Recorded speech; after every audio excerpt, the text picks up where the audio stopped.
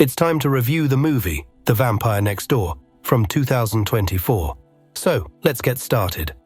One morning, Cameron is lying in bed next to Diane, and the two share a heartfelt confession of love. But suddenly, Cameron wakes up. It was only a dream, a romantic moment that existed only in his sleep. Later, his parents, Hunter and Carol, get into an argument about Cameron's future. Hunter insists that it's time for their son to make a decision about his life path, while Carol urges him not to pressure Cameron so much. At the ice cream shop where Cameron works, the assistant manager, Lenny, scolds him for arriving late and assigns him to close the shop that evening. Cameron protests, saying he has a date with Diane that night, but Lenny laughs it off, doubting that a guy like Cameron could actually be going out with someone as stunning as Diane. Meanwhile, a mysterious woman appears at the neighbor's house. The same day, Cameron's co-worker Liz is angry that she has to close the cafe in the evening, and she doesn't believe in his date with Diane either. Cameron explains that he and Diane have been friends for years, and he was the first person she wrote to when she returned to the city from college. After work, Cameron comes to Diane's house, where he sees her sunbathing in a bikini. Suddenly, the bullies Chad and Jason appear,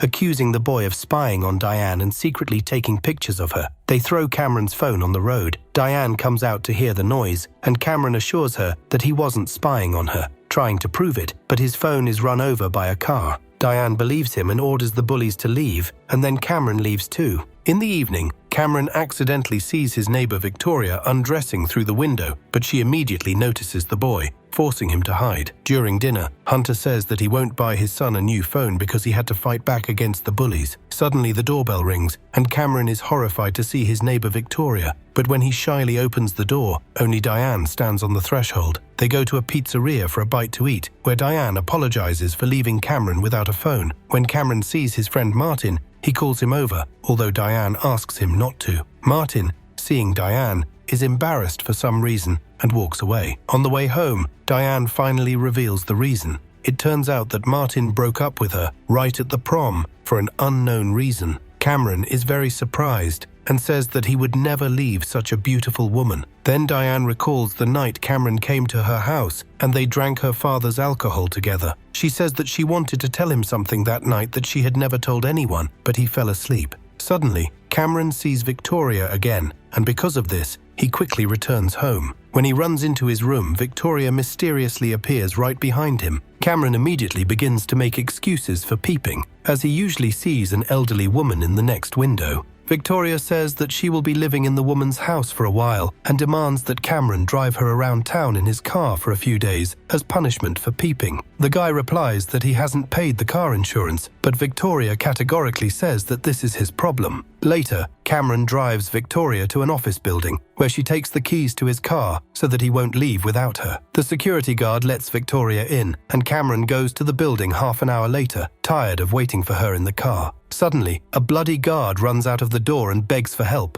Cameron rushes back to the car in a panic and is horrified to see Victoria pounce on the guard and kill him in cold blood. He realizes that Victoria is a vampire. She tells him that he will have to drive her around if he wants to survive, and she kisses him goodbye. The next day, Hunter notices blood on the car, and Victoria, who shows up on time, explains that it is the blood of a deer that suddenly ran out onto the road. Victoria also adds that she will pay for Cameron's insurance if he drives her around. Hunter sees nothing wrong with that, which disappoints his son. Later, Martin admits that he dumped Diane at the prom because he didn't know how to treat a beautiful girl. He even asks Cameron to convince her to give him another chance. That night, Cameron is waiting in the car when Victoria enters the building. A few minutes later, a lifeless man's body falls right onto the car. Victoria soon returns, greedily licking the blood, and Cameron washes the blood off the car on the way home. A few hours later, the vampire suddenly appears in bed next to Cameron, deciding to tell him the reason for her appearance in the city. It turns out that the woman is already 247 years old, and in 1890, a hostile vampire clan killed her lover because he refused to join them. Over the past 100 years, most of the enemy vampires have moved to America, and now Victoria is tracking them down to take revenge and kill every last one of them. Cameron breathes a sigh of relief when he learns that his neighbor has been killing vampires, not humans. The next day, Martin asks Cameron to go on a date with Diane because he is very nervous. A little later, Lenny is surprised to see Cameron and Diane having a nice conversation.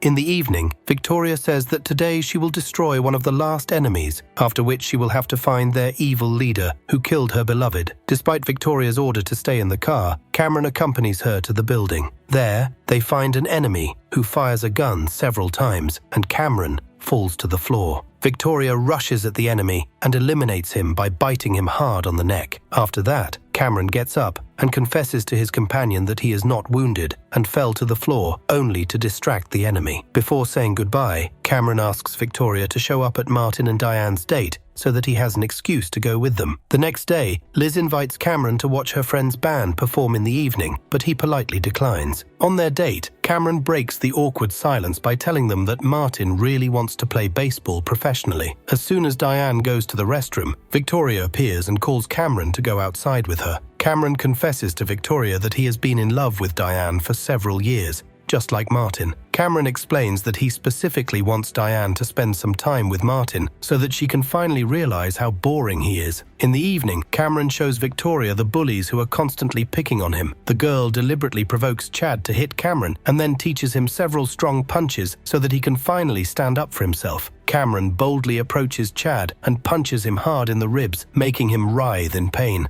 After that, the bullies finally agree to leave the boy alone. In the car, Cameron complains of severe pain in his wrist after the blow. Then Victoria gives him a liquid to drink from a small bottle. The vampire confesses that it is her blood, which will quickly heal all human wounds, but will not turn him into a vampire. At night, when Cameron dreams of Diane, Victoria appears in his bed and begins to kiss him passionately to make Diane jealous. Hunter unexpectedly enters the room, but immediately leaves when he sees what is happening on the bed. However, Cameron still stops the vampire, not wanting to cheat on Diane, hoping to get reciprocity from her. In the morning, Hunter winks at his son with understanding at the table. Later, Martin confesses to his friend that yesterday's date after he left was just awful, and Cameron replies that he probably won't succeed with Diane. Meanwhile, Victoria enters the clothing store where Diane works. Cameron tells Liz about his complicated relationship with girls and finally agrees to watch her friend's band perform that night. In the evening, Hunter gives his son a pack of gum. On his way to the performance, the boy suddenly notices Diane entering his neighbor's house. He immediately changes his mind about going and hurries home.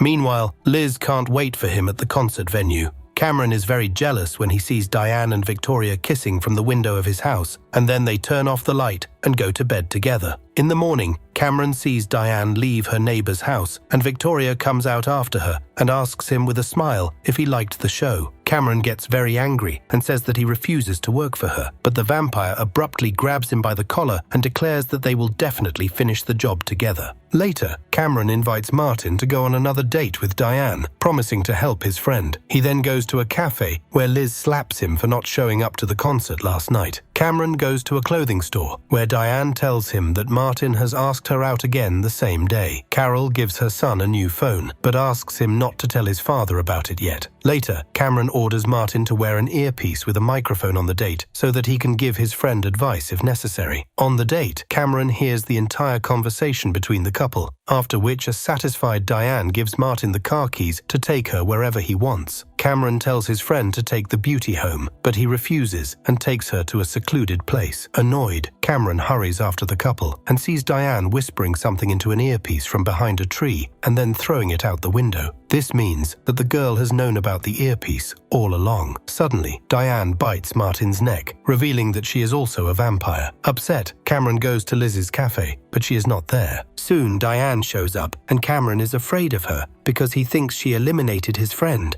The girl shows Martin alive in the trunk of the car and explains that she just made him stronger so that he could play baseball professionally. She confesses that she loves Cameron and was afraid she would lose him if he found out the truth. Diane says with regret that she has been alive for several centuries and everyone she has ever loved has died of old age. She doesn't want the same thing to happen to Cameron. Cameron forgives the girl and they kiss while Lenny secretly watches them from around the corner. In the evening, Victoria tells Cameron that she didn't know Diane was a vampire vampire until she took a closer look at her. It turns out that Diane is a member of a hostile vampire clan that Victoria is hunting, and now the boy will be bait for her. Feeling that Cameron is in danger, Diane comes to his house. Suddenly, Lenny jumps out from behind a tree and says he knows who she is. He threatens to tell everyone the truth. Diane throws him to the ground and drinks his blood. A few minutes later, Diane and Martin break into the house, where they see Victoria taking Cameron hostage. The two vampires get into a fierce fight. Victoria rushes at Diane with a blade, but she fights back and seizes the initiative in the fight, pinning her opponent to the floor. Diane explains that 100 years ago, their leader became incredibly cruel, and she wanted to escape from him. Then she met Victoria's lover, who told her that she would be safe in their clan, and even gave her his blood. However, her heartless leader found out about it and killed Victoria's lover. After learning the truth, Victoria apologizes and forgives Diane. The two vampires decide to create their own new clan and move on with their lives. Diane kisses Cameron goodbye, and Lenny, who has become a vampire, appoints Liz as the new assistant manager of the cafe and leaves with the vampires. The next day, Cameron tells his parents that he wants to write a book about vampires. Back at the cafe, Cameron tells Liz his incredible story. The girl does not believe her colleague, but still lets him into the cafe.